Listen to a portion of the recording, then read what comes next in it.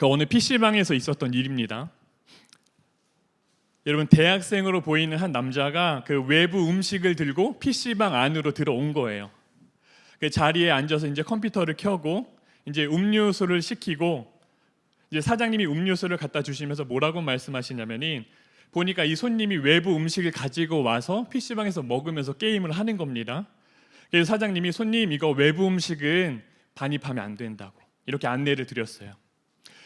그런데 여러분, 이 손님이 한두 시간 게임을 하고 나가면서 자기가 먹던 음식하고 음료수를 어떻게 했냐면은 그 키보드와 책상에다 다 부어놓고 도망쳐 버렸습니다. 사장님이 화낸 것도 아니거든요, 여러분. 여러 번 가서 뭐라고 한 것도 아니에요. 그냥 딱 한 번 그 외부 음식은 반입하면 안 됩니다 이렇게 안내를 했던 겁니다. 사장님이 뭐라고 하시냐면은 손님이 그 외부 음식 가지고 왔다고 그 계속 가가지고 말을 할 수 없다라는 거예요. 사업장에서 한 번 말하면 끝이지 뭘 자꾸 가서 말하냐고. 그런데 그 청년이 그렇게 해버리고 도망갔다라는 겁니다. 여러분, 도대체 왜 이런 짓 하는 겁니까? 여러분, 이해가 되세요? 기분이 나쁘다는 겁니다. 이게요, 내가 음식 들고 와서 내가 먹겠다는데, 내가 손님으로 왔는데 나한테 뭐라고 했다라는 거예요 지금. 그러니까 내가 누군지 알고 감히 손님한테 어디 한번 너 당해봐라, 기분 나쁘게 했다고 그런 식으로 갚아놓고 나간 겁니다. 여러분, 이게 다 큰 어른들만 그렇습니까? 여러분, 아이들도 마찬가지예요. 저희 집에 여러분 일명 초딩이 2명이 있습니다. 큰 초딩은 5학년, 작은 초딩은 3학년이에요. 여러분, 하루는 이제 밤에 청소하고 아이들 재우려고 하는데 둘이서 막 싸우고 난리가 난 거예요. 그래서 제가 아빠잖아요. 야, 그만해. 너 그만해. 아빠가 많이 참아서 그만해. 아이들이 듣지를 않는 겁니다. 결국에는 제가 가서 아주 크게 혼을 냈거든요. 여러분, 도대체 왜 싸웠냐고 이유를 들어봤습니다. 그런데 다 이유가 있어요. 그 작은 동생 이루가 누나한테 연필이랑 지우개 빌려달라고 했거든요. 그런데 누나가 안 빌려주는 거예요. 그러니까 동생이 화가 나는 겁니다. 근데 누나도 다 이유가 있어요. 왜냐하면 우리 이루는요, 여러분 정말 신기한 능력이 있는데 집에서도 연필을 잃어버려요. 집에서도 찾을 수가 없어요. 도무지 집에서 잃어버리는데. 그러니 누나도 싫은 겁니다. 여러분, 그러니까 이루가 분이 풀리지 않는 거예요. 감히 누나 나한테 연필과 지우개 그거 하나 안 빌려준다고? 제가 보는 앞에서 갑자기 쌩 달려가더니 누나 머리끄댕이를 잡아당기고 머리통을 주먹으로 때리는 거야. 제가 어떻게 했을까요? 그날 이루가 저한테 머리털 다 뽑힐 뻔했어요. 어디 아빠 앞에서. 여러분, 애들도 그렇습니다. 서운하게 하면은 화나요. 여러분, 나 힘들게 하면은 당한 것보다 더 갚아줘야 하는 겁니다. 여러분, 사람이 다 그렇거든요. 내가 당하고 가만히 있을 수가 없는 거예요. 여러분, 오늘 말씀 요셉의 이야기죠. 이집트의 총리가 됐습니다. 형들이 곡식을 사러 온 거예요. 요셉이 노예로 팔았습니다. 요셉을, 동생을. 죽었는지 살았는지도 모르고 20년을 넘게 지났는데, 그런데 요셉이 형들에게 내가 요셉입니다 하고 자신을 오늘 밝히는 그 말씀이거든요.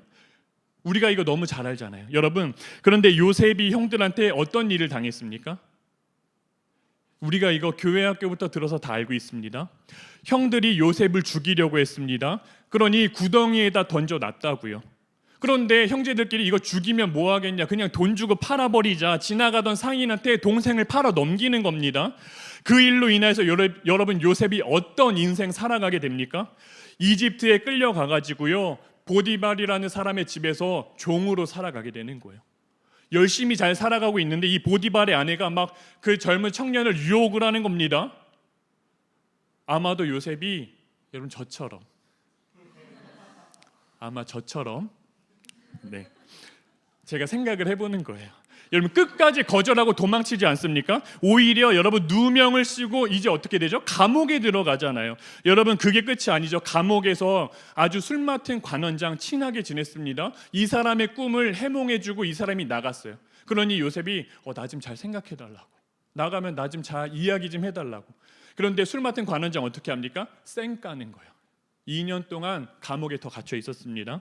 여러분, 형들 때문에 이런 일을 다 당한 거거든요. 요셉이 여러분 억울해서 어떻게 도무지 살아갈 수가 있겠습니까? 여러분 살 수 있겠습니까? 그런데 그 형들이 여러분 23년 만에 내 앞에 와가지고 무릎을 꿇고 제발 곡식 좀 달라고, 곡식 좀 팔아달라고 여러분 찾아온 거라고요. 지금 그런 형들 앞에서 대성통곡하면서 내가 요셉이라고 막 울면서 자기를 밝히잖아요. 아직 기근이 5년이나 더 남았습니다. 아버지까지 모시고 이집트 여기 고센 땅에 와서 우리 함께 살자고. 너무 유명하고 우리가 잘 아는 말씀입니다. 여러분, 해피엔딩이고 요셉 이야기 우리가 읽을 때마다 얼마나 은혜가 있어요. 그죠? 그런데 여러분, 이 이야기가 왜 우리에게 은혜로 다가올까요? 여러분 한번 생각해 본 적 있으세요? 잘 돼서. 맞아요. 그런데 내 이야기가 아니라고 생각하니까 은혜가 되는 겁니다. 여러분,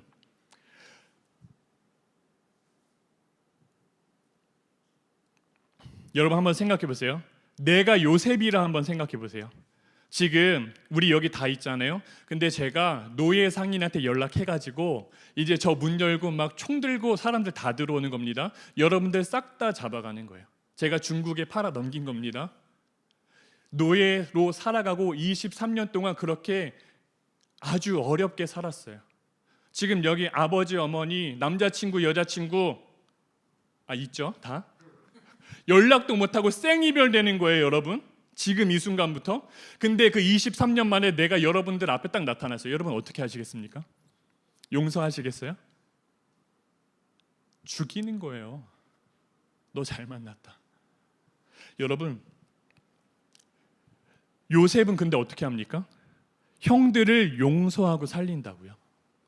원수갑지 않습니다. 요셉이 소리치면서 막 울잖아요. 얼마나 크게 울었으면 여러분 이집트의 모든 신하들과 왕궁까지 그게 다 들릴 정도로 크게 울었습니다. 여러분, 요셉이 23년 동안 울었다라는 기록이 한 군데도 없거든요. 성경에. 구덩이에 던져질 때도, 여러분 노예로 팔려갈 때도, 여러분 누명 쓰고 감옥에 갇힐 때도 울지 않았던 요셉인데 펑펑 울었다라는 거예요. 오늘은 제가 그 눈물을 여러분 어떻게 헤아릴 수 있겠습니까? 23년입니다. 저는 알 수가 없어요. 그런데 아마 하나님은 다 그 마음 아시겠죠? 여러분, 우리는 받은 대로 갚아주는 걸 당연하다라고 생각을 합니다. 용서하고 화해한다? 여러분, 이거는 말도 안 되는 거예요. 오히려 받은 것 이상으로 갚아줘야 여러분 우리 속이 더 후련하지 않습니까? 그런데 여러분, 이 마음이 정말 두려운 결과를 가져온다는 걸 우리가 알아야 한다는 거예요. 여러분, 그 경부고속도로 알죠? 그 경부고속도로에서 앞에 있던 화물차가 내 앞에 쑥 끼어들었다는 겁니다. 열이 받아가지고 그 화물차 앞으로 들어갔어요. 끼어들기 위해서 들어갔습니다. 그리고 차를 멈춰 세웠습니다. 17초 동안. 어떻게 된 줄 아세요? 뒤에서 달려오던 차들이 연속으로 추돌해가지고 한 명이 돌아가셨고 2명이 크게 다쳤습니다. 여러분, 감히 내 앞을 막아? 감히? 야, 너 한번 당해봐. 당연히 받은 대로 돌려줘야지. 막을 쓴 다음에 아예 멈춰 쓴 겁니다. 여러분, 그 마음 하나 때문에 사람이 죽은 거예요. 여러분, 절대로 당연한 일도 아니고요. 여러분, 우리 마음 가운데 이거 갚아줘야지, 이거 당연한 마음도 아니라는 겁니다. 여러분, 왜 그렇습니까? 생명을 잃어버리잖아요. 여러분, 그러한 마음들이요, 하나님으로부터 온 마음이 아니라는 걸 여러분 명심하셔야 하는 겁니다. 여러분, 오늘 6월 25일이죠. 여러분, 6.25 전쟁 때 전남의 영광에 아주 끔찍한 일이 벌어졌어요. 그 야월교회, 그 교회 65명의 모든 성도님들이 순교당했습니다. 여러분, 염산교회는 75명의 성도들이 순교당했어요. 인민군들이 여러분 어떻게까지 했는 줄 아십니까? 거기가 바닷가거든요. 이 바닷가 사람들이니까 수영 잘하겠지. 바다에 빠뜨리는데 목에다가 돌을 다 매갖고 바다에 빠뜨린 겁니다. 20명씩 줄 세워가지고 바다로 밀어 넣은 거예요. 다 모래 파가지고 20명씩 무릎 꿇게 하고 죽창으로 다 찔러서 사람을 죽였습니다. 영광군에서만 예수 믿는 사람만 200명 정도가 돌아가셨고, 염산면의 주민들은 3,500명 정도가 희생이 되었어요. 여러분, 김방호 목사님이라는 분이 그 지역에서 목회하고 계셨는데, 인민군이 그 목사님 아들 붙잡아 놓고 뭐라고 말했냐면은, 야, 네 아빠 네가 죽이면은 너는 살려줄게. 이게 말이 됩니까, 여러분? 온 가족이 그냥 죽음을 선택했습니다. 얼마 뒤에 이제 다시 그 연합군이 그 지역을 탈환을 합니다, 여러분. 그때 이인재 목사님이라는 분에게 국군으로부터 공산당원을 처형할 수 있는 권리를 부여를 받았어요, 목사님이. 여러분, 상황이 이거 완전히 뒤집힌 거 아닙니까? 제대로 갚아줄 수 있는 기회가 온 거거든요. 그런데 여러분, 이인재 목사님과 성도님들이 단 한 사람한테도 보복하지 않았어요. 3,500명 정도 죽임을 당했는데 그 보복한 건수가 단 하나도 없었다라는 겁니다. 여러분, 이게 어떻게 가능하죠? 이게 사람의 힘으로는 안 되는 거예요. 여러분, 당장에 달려가서 죽이고 싶죠. 이제 내가 말 한마디면 되는 건데요. 근데 그렇게 하지 않았다라는 거예요. 이인재 목사님, 그 섬마을 성도님들이 어떻게 하신 겁니까? 여러분, 필사적으로 예수 그리스도 붙잡은 거예요. 주님 아니면은 견딜 수가 없는 겁니다. 가서 죽이고 싶어가지고. 여러분, 그러니 교회가 다시 세워지는 겁니다. 그 지역에 야월교회는 모든 성도님들이 순교당했다고 말했잖아요. 한 명도 없던 그 교회에 사람들이 모여들고요, 다시 교회가 세워지는 거예요. 불타 없어졌던 염산교회는 교회가 다시 세워지는 겁니다. 여러분, 하나님 아니면은 설명할 수 없는 일이라고요. 여러분, 설명이 되십니까? 지금 그 교회에 가면 다 기념관들이, 그 순교자분들이 다 사진이 걸려 있어요. 여러분, 사람을 보고 있으면 어떻게 우리가 용서합니까? 그 일을 생각하면, 그 사건을 생각하면 우리가 어떻게 그냥 두 발 피고 잘 수 있냐고요, 마음 편히. 그거 못하는 거라고요. 여러분, 사지가 떨리는 겁니다. 사지가. 죽이고 싶고 복수하고 싶은 마음이 여러분 왜 없었겠습니까? 그런데 여러분, 나 힘들게 했던 그 사람 보는 게 아니라 여러분, 하나님 바라보시는 거예요. 불같이 타오르는 그 마음을 우리가 십자가 앞에 온전히 여러분 내려놓고 하나님 붙잡는 겁니다. 여러분, 요셉이 두려워 떨고 있는 형들에게 뭐라고 말합니까? 하나님이 우리의 목숨을 살려내시려고 나를 먼저 보내셨다라는 거예요. 형들이 나 팔기는 했지만 하나님께서 우리 살리시려고 그렇게 했다라는 겁니다. 여러분, 한마디로 주님이 하셨다라고 그 형들에게 고백하는 거거든요. 여러분, 말씀을 들으면 우리가 이렇게 생각할 수가 있어요. 목사님, 그래도 요셉 그래도 힘든 세월 다 겪었지만 지금 이집트의 총리잖아요. 그 인생 역전한 거 아닙니까? 그 정도 위치에 있으면 하나님, 나도 하나님이 하셨다, 주님이 하셨다 고백할 수 있다고요. 하나님이 나도 그 정도 견디고 나 그 정도 위치에 딱 세워지면 나도 그렇게 할 수 있다고요. 여러분, 근데 뭐예요? 내 인생 한번 돌아보면 총리가 뭡니까? 목사님, 나 반장 한 번도 못했다고요. 죄송해요, 이건 제 얘기입니다. 제가 반장을 한 번도 못했어요. 네. 목사님, 내가 아무리 공부해도 내가 친구들 못 따라가는데요. 나 목사님 대학 겨우 졸업했다고요. 근데 지금 취업이 안 돼요. 나 쓰겠다는 기업이 없다고요. 날 받아주는 회사 없는데요. 겨우 취직했어요. 목사님, 근데 별 이상한 사람 같지도 않은 게 나 힘들게 하는데요. 저 사람이. 회사만 가면 열받는 거예요. 못 참는 거라고요, 여러분. 우리가 결혼? 목사님 결혼이요? 목사님 초딩 둘 있죠? 저는 결혼 꿈도 못 꾼다고요. 왜요? 집이 있어야 결혼하죠. 목사님, 우리 부모님 아직 전세 살아요. 집도 없다고요. 학자금 대출 나 갚지도 못했다고요. 근데 무슨 결혼을 하냐고요. 그래도 내가 예수 믿겠다고, 응? 이 저녁에 와서 예배 드리는데 주님 예배하겠다고 시간 쪼개가면서 그 한 달에 한 번 있는 이 예배 준비하기 위해서 찬양 악기 연습하고 찬양 연습하고 하나님 앞에 그렇게 올려드리는데 내 삶은 여전히 그대로인데요. 목사님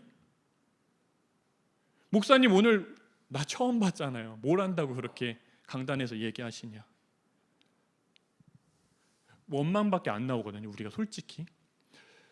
맞아요, 여러분. 그런데 우리가 내 형편을 보면은 그럴 수 있어요. 삶이 공고하면은 여러분, 원망하는 마음 올라오는 거 이거 정말 당연한 거거든요. 사람 마음이 그렇습니다. 여러분, 그런데 생각해 보세요. 야월교회, 염산교회 성도님들 당연히 인민군 원망 왜 안 했겠습니까? 그 마음이 해결되지 않으면 여러분 결국에 어떻게 되는 겁니까? 결국에는요, 이 원망의 화살이 하나님께 다 돌아갑니다. 하나님께 가는 거예요. 아니, 하나님 믿는데 교회에서 불타 죽는다고? 하나님 믿는데 바다에 수장된다고? 여러분, 우리가 사실은 누구 때문에 내가 힘들다, 내가 어떤 그 일 때문에 어떤 일만 아니었으면 내가 그것 때문에 힘들다 생각하는데요, 여러분, 우리가 이 문제에 사로잡혀서 살다 보면은 나중에는 어떻게 되냐면은 그 원망하는 마음이 다 하나님께로 가요. 왜냐하면은 그거 쏟아낼 데가 없으면은 내가 속 터져 죽게 되는 거거든요. 그러니까 하나님이 만만한 거예요. 여러분, 그때가 정말 두려운 겁니다. 더 이상 어떻게 손 쓸 수가 없는 거예요, 내 인생을. 그런데 여러분, 요셉이 노예로 있을 때, 그리고 감옥에 있을 때 성경을 보면 뭐라고 기록하냐면은 하나님이 그와 함께 하셨다는 겁니다. 성경에 분명히 기록되어 있어요. 여러분, 심지어는요, 요셉을 노예로 데리고 있던 보디발이 뭐라고 말하는 줄 아십니까? 하나님이 요셉과 함께 하심을 봤다라고 기록을 해요. 보디발이 봤다라는 겁니다. 그러니 뭡니까? 여러분, 요셉은요, 하나님을 원망하지 않았다라는 거예요. 여러분, 형들도 보디발 아내도 술 맡은 간원장 그 누구도 원망하지 않았습니다. 목사님이 그거 어떻게 알아요? 요셉 만나봤어요? 그거 아니고요. 여러분, 요셉이 맨날 그 일그러진 얼굴로 살았다라고 생각해 보세요. 생각 한번 해보세요. 내가 형들 죽일 거야, 하나님 없다고 막 씩씩 거리면서 살았다고 생각해 보세요. 보디발 눈에 그렇게 보였겠습니까? 야, 쟤 히브리 노예인데 눈에 도끼가 있어, 야, 살기가 끝내줘, 이렇게 봤겠죠. 근데 요셉을 볼 때는 하나님이 보이는 거라고요. 신기하지 않으세요? 여러분, 형들이 23년 만에 자기 앞에 딱 무릎을 꿇고 곡식을 사러 왔을 때 주님이 하셨구나 믿어지는 겁니다. 이게 그냥 입 발린 소리가 아니라는 겁니다, 여러분.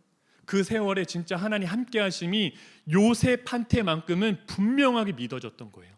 여러분, 제가 어찌 그 마음을 다 알 수 있겠습니까? 저는 몰라요. 납치된 적도 없고요, 매 맞은 적도 없고요.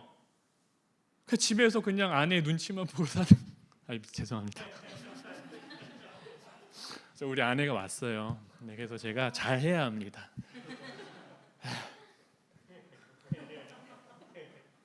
여러분, 진짜 보세요. 세상의 눈으로 내가 바라볼 때, 세상의 눈으로 나를 바라볼 때 완전 실패한 인생처럼 보이지만 이 연약한 인생을 통해서 주님께서 우리 형들 살리는구나, 아버지 살리는구나, 우리 히브리 민족 살리는구나, 이게 믿어지는 거라니까요.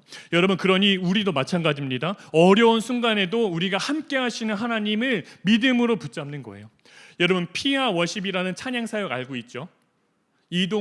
이동선 목사님 간증인데, 이분이 처음에는 여러분 이렇게 세션 많이 갖춰져서 찬양하잖아요. 처음에 5명이서 그냥 찬양 이렇게 부르고 연주하고 유튜브에 올렸다라는 거예요. 팀이 처음에 5명이었대요. 그런데 조회수가 여러분 4.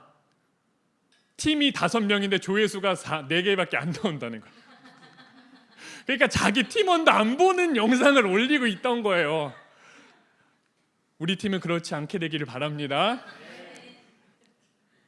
그런데 하나님께서 이거 진짜 계속 해야 됩니까? 하나님이 주시는 마음이 순종해서 믿음으로 계속 찬양하면은 그릇을 크게 넓혀 주시겠다, 그 마음을 주셨다라는 거예요. 이분이 그러니 코로나 때도 멈추지 않고 계속 찬양하는 곡을 올리셨거든요.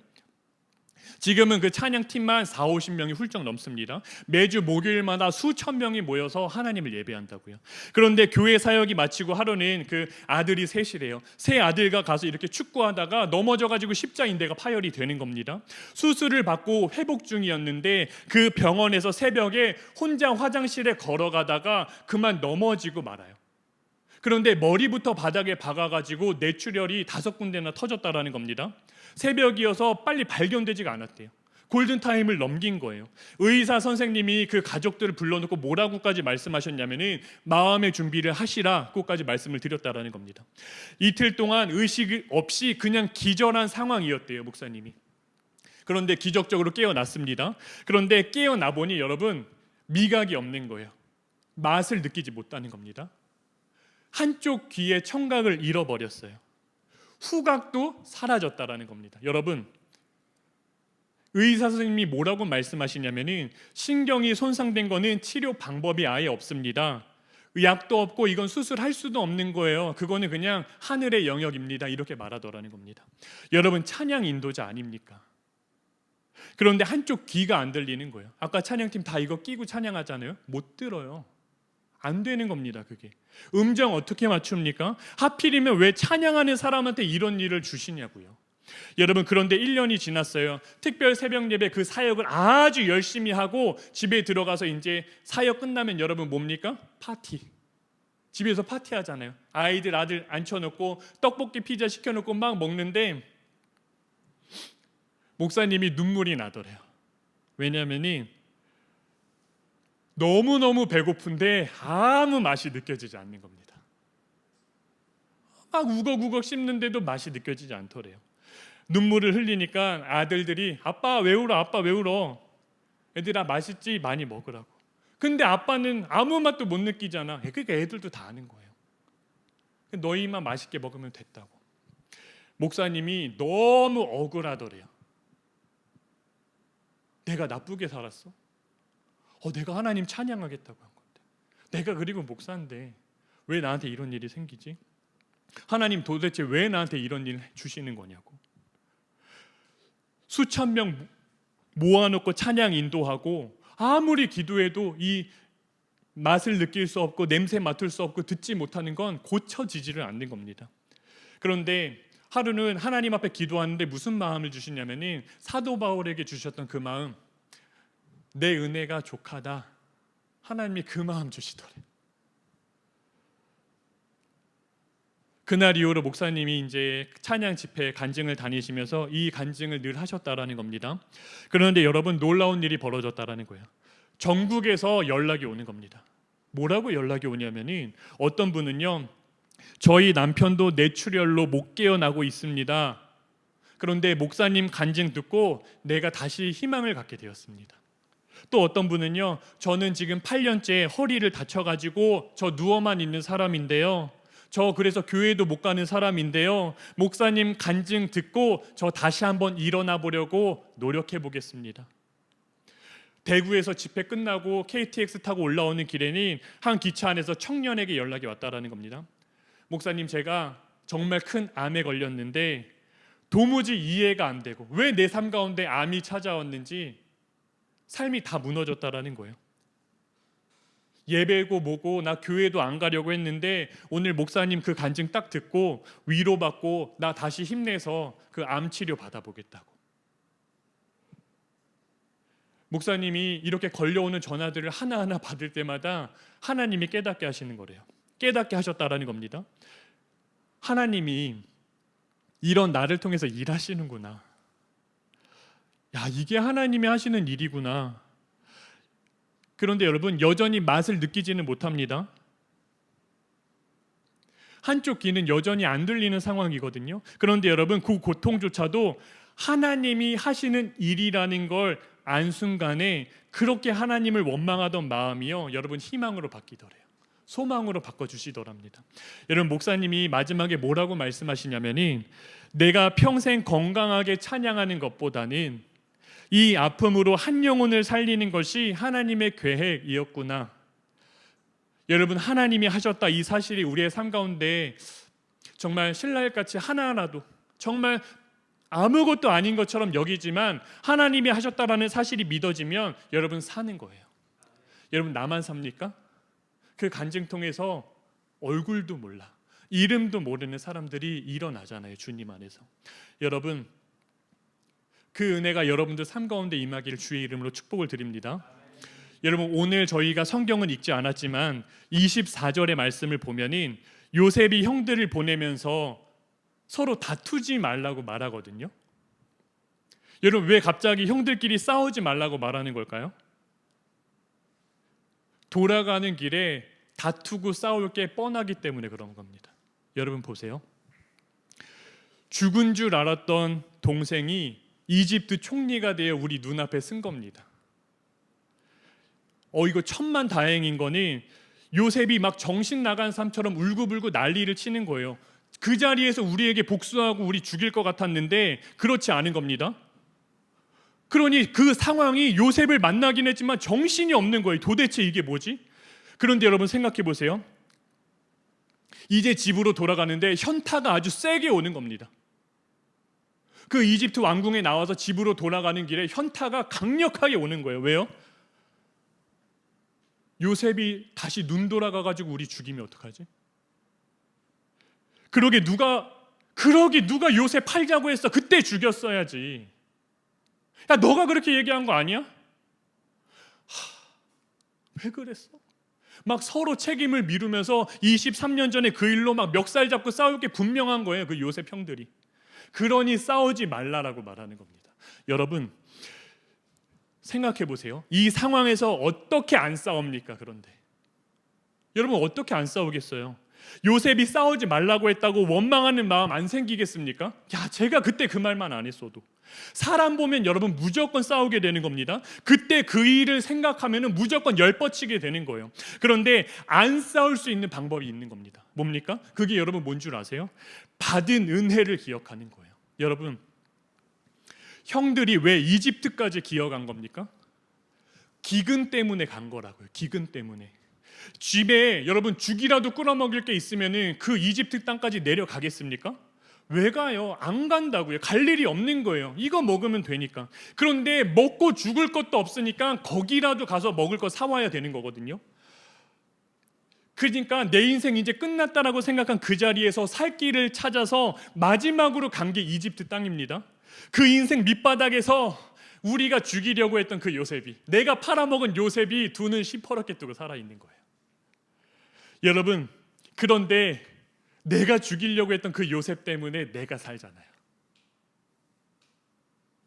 먹을 거 구할 수 있게 된 거잖아요.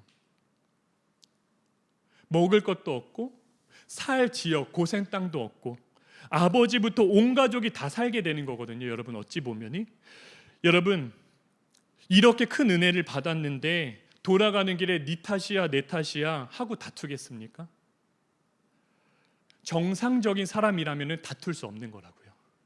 받은 은혜가 그렇게 큰데 여러분, 그 작은 걸 가지고 누굴 원망합니까? 이미 우리의 삶 가운데 은혜가 차고도 넘치는 거라고요. 여러분, 성경을 읽을 때 여러분 어떤 심정으로 성경 읽으십니까?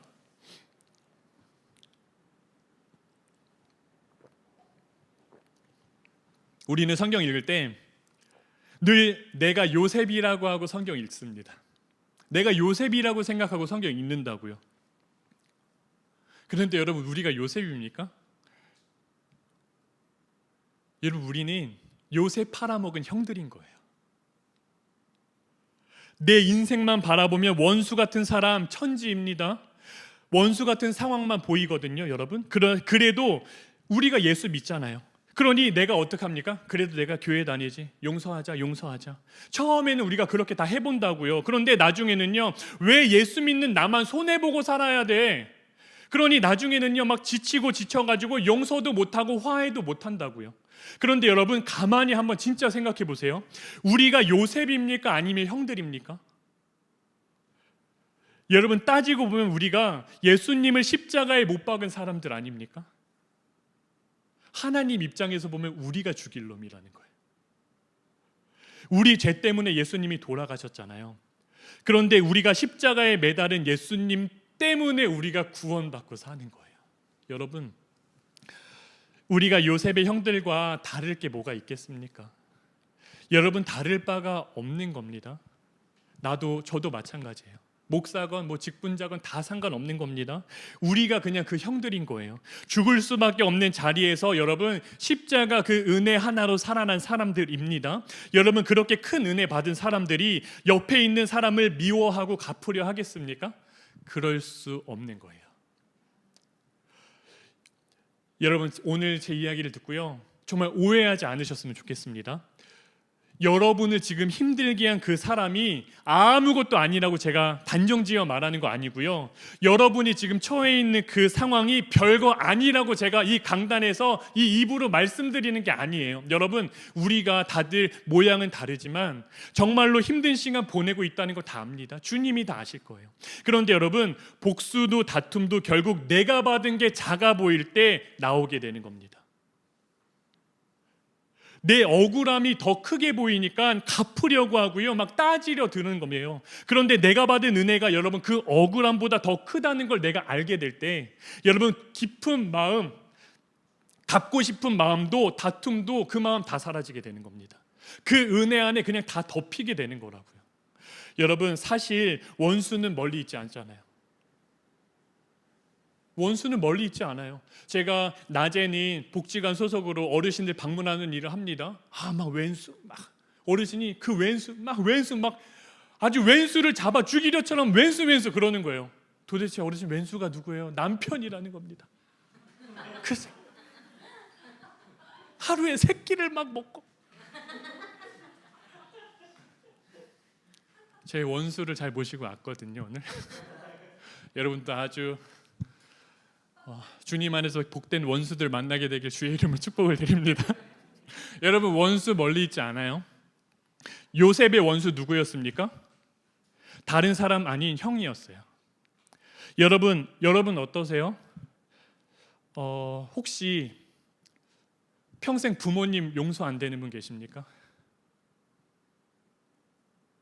원망하며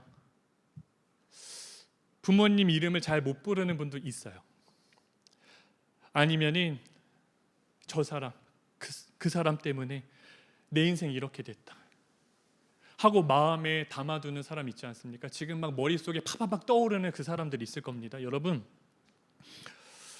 그 사람이 여러분 정말 힘들게 했을 거 맞아요. 그런데 여러분, 명심해야 할 것은요, 내가 먼저 더 큰 은혜 받은 자임을 잊지 마셔야 합니다. 나를 살리신 예수님 그 사랑으로, 그러니 저희가 이제는 그 사람을 다시 한번 대해보는 거예요. 용서 안 됐던 부모님, 주의 사랑의 눈으로 한번 바라보는 겁니다. 당장 오늘 찾아가서 용서하라는 거 아닙니다. 그 마음 품으시라는 거예요. 여러분, 그 사람이 교회를 다니건 안 다니건 상관이 없어요. 여러분, 요셉의 형들이 그냥 그랬던 것처럼 우리도 진짜 그렇게 한번 살아내보시는 거예요. 우리 예수 믿는 사람들이잖아요. 조금 전 말씀드린 염산교회에 4대 교역자로 김익 전도사님이 부임을 하셨습니다. 첫 번째 부임 설교로 뭐라고 말씀하시냐면 이렇게 하시는 거예요. 저는 부모 형제가 모두 인민군의 몽둥이에 맞아 순교한 이곳에 원수가 불어왔습니다. 그리고 뭐라고 말씀하시냐면 원수를 갚는 것은 그들을 예수 믿게 해서 천국 가게 하는 겁니다. 이것이 하나님 앞에서 참된 원수 갚음이 아니겠습니까? 여러분, 우리가 예수님을 믿음으로 꼭 붙잡고 살면 어떻게 해서든지 우리의 삶 가운데 예수님을 따르기로 여러분 우리가 한번 발버둥을 쳐보면은 여러분 삶 가운데 반드시 하나님의 역사를 보게 되는 거예요. 여러분, 막혔던 관계가 주님 안에 살아나게 되고요, 여러분 무너졌던 내 인생이 주님 안에서 다시 일으켜 세움을 받게 되는 겁니다.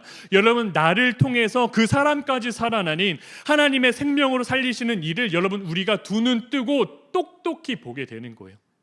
여러분, 예배 마치고 이제 저문을 열고 우리가 집으로 세상으로 돌아가지 않습니까? 나 힘들게 한 사람, 그 사람 또 마주치게 된다고요. 내일 아침에 출근하면, 학교 가면, 직장 가면 또 보게 된다니까요. 그 상황 하나도 안 바뀐다고요. 여전히 두 눈 시퍼렇게 뜨고 내 앞에서 막 아주 얄밉게 돌아다닐걸요. 여러분, 여전히 억울하고 여전히 화가 나는 일들 우리의 마음속에 있지 않습니까? 그런데 우리가 그때 한 가지만 기억하는 겁니다. 나는 이미 예수 그리스도 보혈로 구원받은 사람이다. 죽을 수밖에 없는 나, 그 자리에서 십자가 은혜로 내가 먼저 건진받은 사람이다. 여러분, 그 은혜가 내 억울함보다 크다는 겁니다. 여러분, 내가 받은 상처보다요 예수님의 십자가가 더 크세요. 우리가 찬양으로 고백했던 것처럼 물이 바다 덮음 같이 그 은혜가 여러분 우리의 원망과 그런 아픈 가슴, 모든 우리의 인생을 다 덮어버리는 겁니다. 그러니 여러분, 응어리진 그 마음, 그리고 우리가 정말 갚아버리고 싶은 그 마음, 미워하는 마음, 우리가 십자가 앞에 오늘 다 내려놓고 주님과 함께 살아내보시는 겁니다. 여러분, 이제 우리가 함께 찬양 부를 거거든요. 물이 바다 덮음 같이 여러분의 그 원망보다도, 여러분들 삶 가운데 있는 그 상처보다도, 그 억울함보다도 주님의 은혜가 더 크십니다. 오늘 그 은혜가 여러분 물이 바다 덮음 같이 여러분들의 삶을 정말 가득 덮어내기를, 그리고 그 은혜로 다시 일어나는 삶을 살아내시기를 주님의 이름으로 축복을 드립니다. 우리 이 시간 함께 찬양하고 오늘 말씀 붙잡고 기도하도록 하겠습니다.